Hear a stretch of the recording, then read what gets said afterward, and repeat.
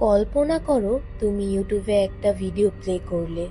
ভিডিওর মধ্যে একটা মেয়ে সরাসরি ক্যামেরার দিকে তাকিয়ে তোমাকে বলছে, 10 সেকেন্ড এই চিহ্নটার দিকে তাকাও, তারপর আমার সাথে একটা মন্ত্র উচ্চারণ করো, এটা তোমাকে রক্ষা করবে। তুমি না বুঝেই সেটা করে ফেললে, আর ঠিক সেই মুহূর্তে না জেনে তুমি একটা 6 বছর আগের অভিশাপের অংশীদার হয়ে গেলে। এটাই ইনকেন্টেশন 2022 সালের তাইওয়ানিজ হরর মুভি, যেটাকে অনেকেই তাইওয়ানের সবচেয়ে ভয়ঙ্কর সিনেমা বলে আখ্যায়িত করে। আর সবচেয়ে ভয়ঙ্কর ব্যাপার কি জানো? এই সিনেমাটা তোমাকে দর্শক হিসেবে রাখে না, তোমাকে গল্পের ভেতরে টেনে নিয়ে চরিত্র বানিয়ে ফেলে। তো চলো শুরু করা যাক পুরো সিনেমাটার কাহিনী। স্ক্রিনটি কালো, শুধু একটা মেয়ের কণ্ঠে ভেসে আসে নরম কাঁপা কাঁপা, কিন্তু কোথাও একটা মরিয়া আর্তনাদ লুকানো। সে জিজ্ঞেস করে, তুমি কি আশীর্বাদে বিশ্বাস করো? তারপর ক্যামেরা অন হয়। আমরা দেখি লি রোনানকে, একজন তরুণী, ক্লান্ত চোখ কিন্তু কণ্ঠে অদ্ভুত দৃঢ়তা।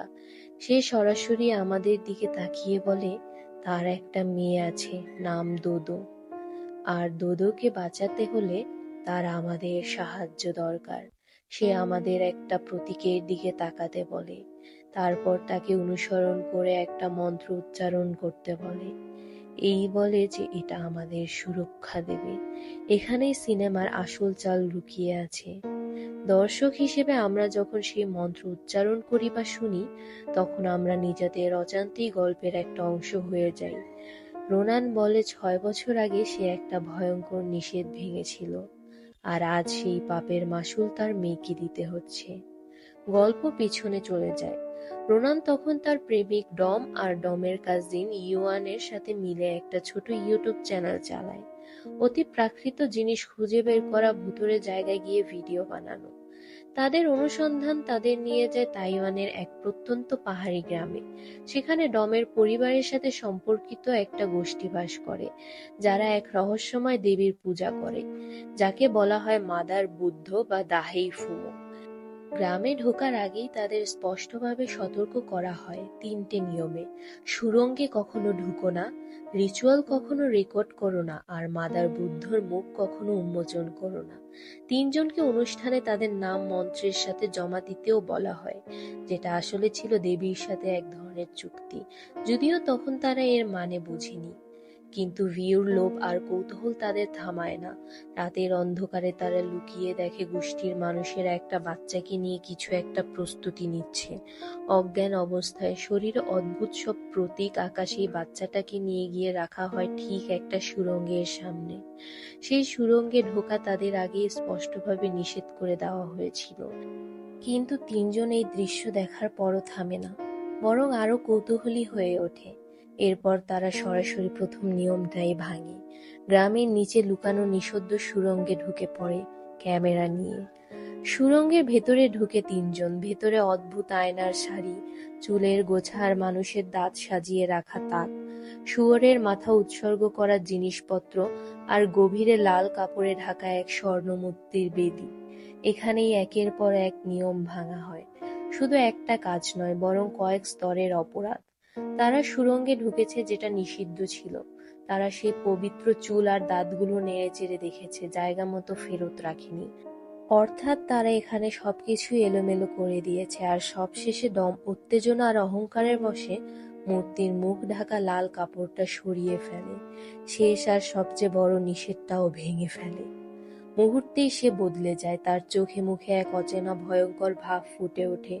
সে ওই চুল আর দাঁত মুখে পুড়তে থাকে, তারপর নিজের মাথা বারবার দেয়ালে বা পাথরে আঘাত করতে শুরু করে। চারপাশের আয়নাগুলো একে একে ভেঙে পড়তে থাকে। দেয়াল থেকে ফ্যাকাশে হাতের মতো কিছু বেরিয়ে আসতে দেখা যায়। এভাবেই সুড়ঙ্গের ভেতর ডমের মৃত্যু হয়। এই দৃশ্যটাই পুরো সিনেমার ভিত্তি। শুধু মুখে দেখা নয়, বরং একটা গোটা রিচুয়ালকে ধাপে ধাপে অসম্মান করার ফল হিসেবে এখান থেকেই অভিশাপের শুরু, যা পরে ছড়িয়ে পড়বে রোনান, তার সন্তান আর সিনেমার কৌশল অনুযায়ী দর্শকদের মধ্যেও। গল্প আবার বর্তমানে ফিরে আসে। এতক্ষণ যা দেখানো হয়েছিল তার একটা বড় অংশ যে বিকৃত করে দেখানো হয়েছিল, সেটা রোনান নিজেই স্বীকার করে। আসল রহস্যটা এখানে খুলে যায়। যে মন্ত্রটা সিনেমার শুরুতে রোনান আমাদের সুরক্ষা বলে শিখিয়েছিল, সেটা আসলে সুরক্ষা নয়, ওটা একটা কার্স ট্রান্সমিশন টুল।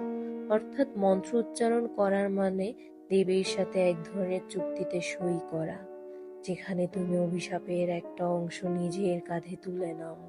রোনান জানতো এটা আশীর্বাদ না, বরং এক ধরনের বোঝা বন্টনের ফাঁদ। তবুও সে এটাকে প্রোটেকশন বলে চালিয়েছে, কারণ সত্যিটা বললে কেউ মন্ত্র বলতো না। সে জানায় দর্শকদের সে ইচ্ছাকৃতভাবে বিভ্রান্ত করেছে, কারণ তার তত্ত্ব অনুযায়ী যত বেশি মানুষই বোঝার অংশ নেবে, অভিশাপ তত বেশি ভাগ হয়ে পাতলা হয়ে যাবে আর দোদোর ওপর চাপ কমবে। তাই সে ইচ্ছে করে দর্শকদের সেই মন্ত্র উচ্চারণ করিয়েছে, নিজের অজান্তে তাদের অভিশাপের ভাগীদার বানিয়ে। এই জায়গাতেই রোনানের আসল দৈত্য রূপটা ধরা পড়ে। সে একই সাথে হিরো এবং ম্যানিপুলেটর।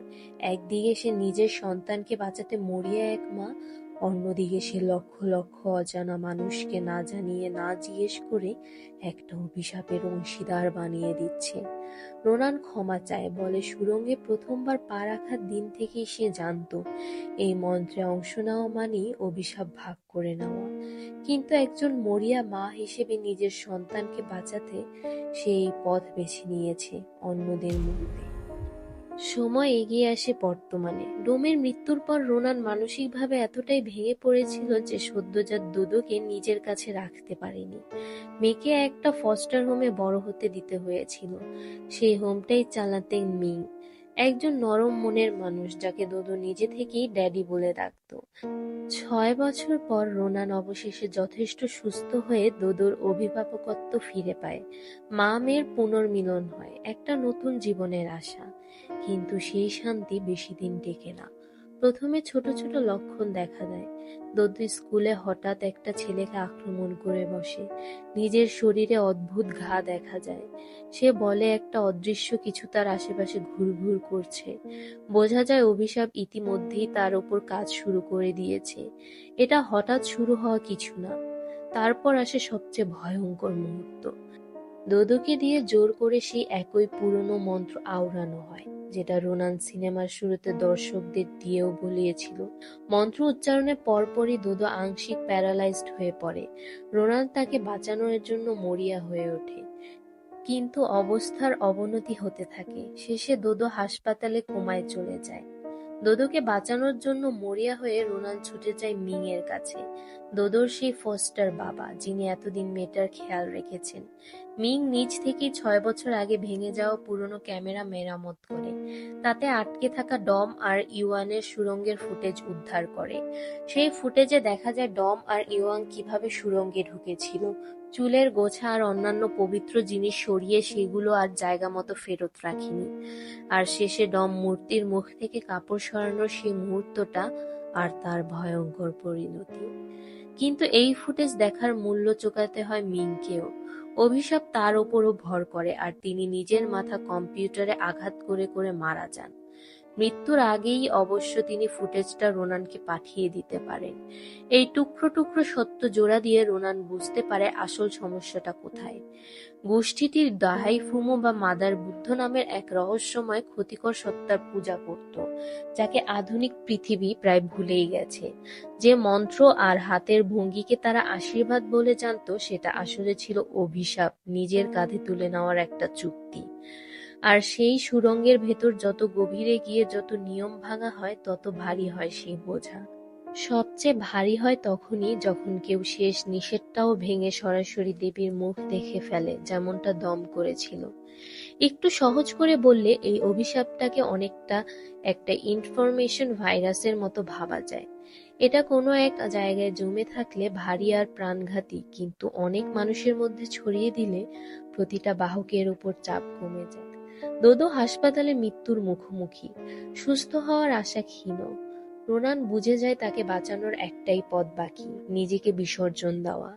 সে শেষবারের মতো ক্যামেরা অন করে, একটা নতুন ভিডিও রেকর্ড করে, আর ফিরে যায় সেই সুড়ঙ্গে।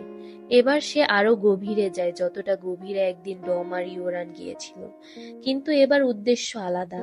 6 বছর আগে তার বন্ধুরা যা এলোমেলো করে দিয়েছিল, সে সব আবার ঠিকঠাক করে রাখে, জায়গা মতো ফিরিয়ে দেয়।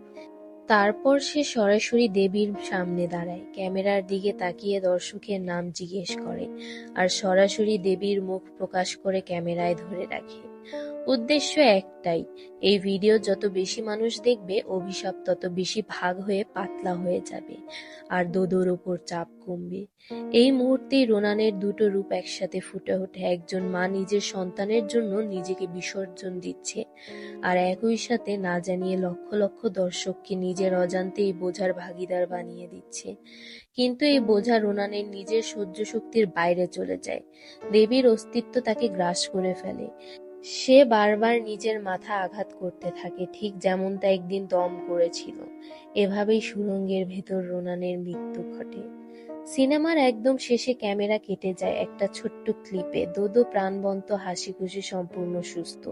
এই দৃশ্যটা আমাদের বুঝিয়ে দেয় রোনানের তত্ত্ব সত্যি ছিল। তার তোলা ফুটেজ শেষ পর্যন্ত অসংখ্য মানুষের কাছে পৌঁছেছে, তার মন্ত্র শুনেছে, দেবীর মুখ দেখেছে, আর সেই সাথে অজান্তেই অভিশাপের ভাগ নিয়ে নিয়েছে। অভিশাপ এতটাই পাতলা হয়ে ছড়িয়ে গেছে যে দোদোর শরীর আর সেই বোঝা বহন করতে হচ্ছে না। মা তার সন্তানকে বাঁচাতে নিজের জীবন আর অগণিত অচেনা মানুষের সামান্য একটা অংশ উৎসর্গ করে দিয়েছে। ইনকেন্টেশনের আসল ভয়টা কোনো নির্দিষ্ট দানব বা দেবীতে নয়। মাদার বুদ্ধ আসলে কি, ভালো না খারাপ, সিনেমা সেটা কখনোই পুরোপুরি খোলসা করে না। সে একটা রহস্যময়, প্রায় বিস্তৃত, ভয়ঙ্কর সত্তা, যাকে গল্পের চরিত্ররাও পুরোপুরি বোঝে না। আসল ভয়টা অন্য জায়গায়। তুমি নিজেও না জেনে গল্পের অংশ হয়ে গেছো সেই ধারণায়। এখানেই সিনেমার সবচেয়ে অরিজিনাল চালটা লুকানো, এর ফোর্থ ওয়াল ভাঙা ন্যারেটিভ স্টাইল। ক্যামেরা সরাসরি তোমার দিকে তাকিয়ে কথা বলে, তোমাকে দর্শক থেকে অংশগ্রহণকারী বানিয়ে দেয়। রোনান শুধু গল্প বলছে না, সে তোমাকে ব্যবহার করছে। দেখা আর শোনা দুটোই এখানে অভিশাপ সক্রিয় করার প্রক্রিয়া। তাই দর্শক নিজেই এখানে সম্ভাব্য শিকার। এই সিনেমা প্রশ্ন তোলে, বিশ্বাস আর প্রযুক্তি একসাথে মিশে গেলে কি হয়। যখন একটা ভিডিও ভাইরাল হয়ে ওঠে অভিশাপ ছড়ানোর মাধ্যম, তখন দেখা নিজেই একটা বিপজ্জনক কাজ হয়ে দাঁড়ায়। আর সেই জন্যই সিনেমাটা দেখার পর অনেকেই ভুলে যেতে যায় যে তারা শুরুতে সেই মন্ত্র উচ্চারণ করেছিল কিনা।